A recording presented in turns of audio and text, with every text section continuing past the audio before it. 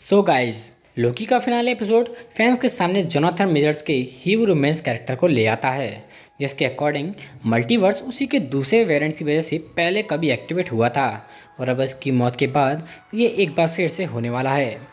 और तो और हीरो रोमांस कैंग का ही एक अलग वेरिएंट है, इसलिए हमें फ्यूचर में जल्दी इसके और वेरिएंट्स भी दिखने वाले हैं।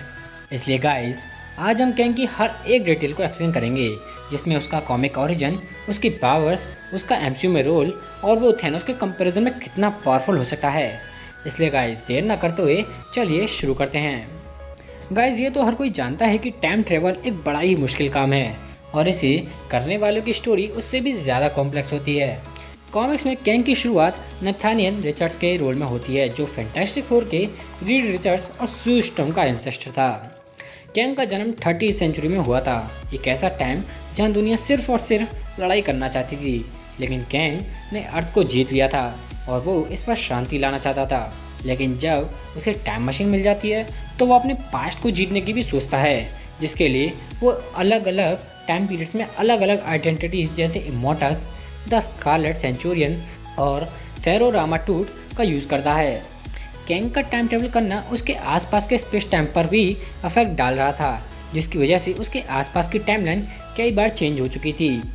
कैंग एक तरह का हिटलर बन चुका था और उसे अब टाइम लिमिट्स की बिल्कुल भी फिक्र नहीं हो रही थी, जो एक टाइम पर उसके लिए काफ़ी प्रॉब्लम भी क्रिएट कर देती हैं। ऐसा इसलिए होता है क्योंकि एक बार उसकी यंगर सेल्फ उसके फ्यूचर ओरिजिनल कैंग से डर जाती है, जिसके बाद उसकी younger self Iron Lad original Kang को मारने के लिए पास्ट में जाकर यंग एवेंजर्स को क्रिएट करता है। इसी तरह कैंग की दूसरी आइडेंटिटीज़ भी अपनी खुद की एक अलग लाइफ जीने लगती हैं। इसलिए अगर फ्यूचर एमसीयू में हमें कैंग के दो अलग अलग वेरिएंट्स एक दूसरे के खिलाफ दिखाई देते हैं तो ये कोई अजीब बात नहीं होने वाली है। कैंग द कंकरर एक 30वीं सेंचुरी का कैरेक्टर है, एक ऐसा टाइम पीरियड जब ह्यूमंस ने अपनी स्ट्रेंथ को बढ़ाना सीख लिया था, जैसा आज के टाइम में हमारे सुपर सोल्जर्स होते हैं। कैंग की सबसे बड़ी पावर है उसका डिटर्मिनेशन और उसकी विल पावर। जब उसने 30वीं सेंचुरी जीत ली तो वो वहीं नहीं रुका, वो अपने पास्ट को भी जीतने निकल पड़ता है। लेकिन कई मौक़ों पर उसका डिटर्मिनेशन और विल पावर उसके लिए सबसे बड़ी कमज़ोरी भी बन जाता है और जिसे दूर करने के लिए वो कुछ भी नहीं कर सकता था।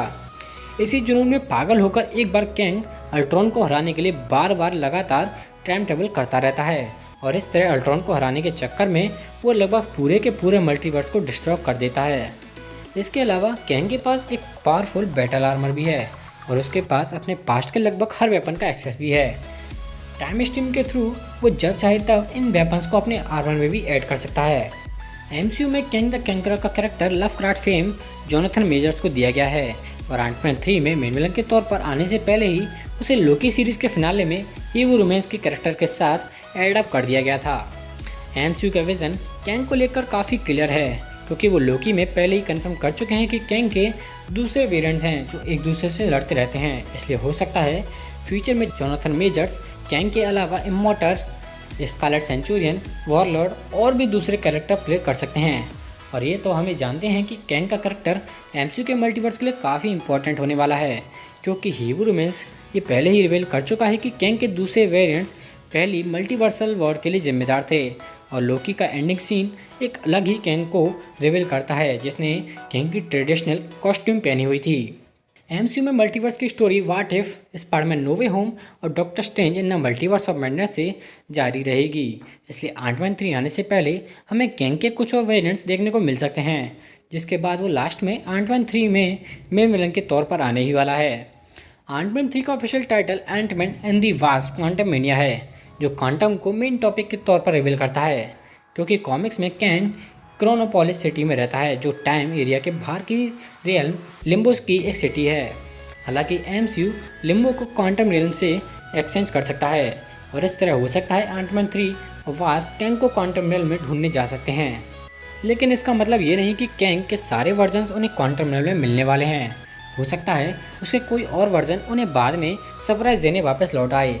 तो गाइस, अब लास्ट बचता है कि इसका थैनोस से कंपैरिजन क्या है। तो गाइस, जैसा हम जानते हैं पहले फेज का मेन विलन लोकी था, लेकिन उसके पीछे भी कहीं ना कहीं थैनोस का हाथ था। और एमसीयू के तीसरे फेज में वो अपनी फुल फॉर्म में आ जाता है, जिसमें वो आधी दुनिया को गायब कर देता है। हालांकि फेज 3 के एंड तक हमारे हीरोज़ जैसे तैसे टाइम ट्रेवल करके हमारे इस सुपर विलन को हरा देते हैं, लेकिन इसके लिए हमारे 2 हीरोज़ को अपनी कुर्बानी देनी पड़ती है। और अब फेज 4 में कैंग इसका मेन विलन होने वाला है। कैंग के पास सबसे स्पेशल है उसकी टाइम ट्रेवल मशीन, जो थैनोस के किसी भी हमले को मात दे सकती है। और जैसा कि लोकी के फिनाले में मिस मिनट्स भी कहती है कि ही वो रिमेस ने सभी को बनाया है और वो ही सबको कंट्रोल करता है, इसलिए भले ही थैनोस ने आधे यूनिवर्स को कभी गायब किया था, लेकिन वो ऐसा इसलिए कर पाया क्योंकि कैंग ने उसे ऐसा करने दिया था। और हमारे हीरोज़ ने जिस तरह से थैनोस को हराया था वो तरीका कैंग का सबसे बड़ा हथियार होगा। और क्योंकि कैंग लगभग सब कुछ जानता था, इसलिए उसके पास एमसीयू की हर प्रॉब्लम का सॉल्यूशन पहले से ही होता है। और अगर हमारे हीरोज़ कैंग का एक वेरिएंट को हरा देते हैं तो अभी और भी आने बाकी हैं, और वो कितने हैं ये कहना अभी थोड़ी जल्दबाजी होगी। कैंग में एमसीयू का एक पावरफुल सुपर विलन बनने की पोटेंशियल तो है, जिसे देखना काफ़ी फैसिनेटिंग होगा। और अगर एमसीयू का कैंग कॉमिक के कंकरर कैंग से मिलता जुलता होगा तो ये थैनोस के लिए एक लूज़र गेम हो सकता है, लेकिन अभी भी इसके बारे में जानने के लिए बहुत कुछ बाकी है। इसलिए गाइस, आज की वीडियो में बस इतना ही। अगर आपको मेरी ये वीडियो पसंद आई तो इसे एक लाइक और चैनल को सब्सक्राइब और इस वीडियो को हज़ारों बार शेयर करना ना भूलें।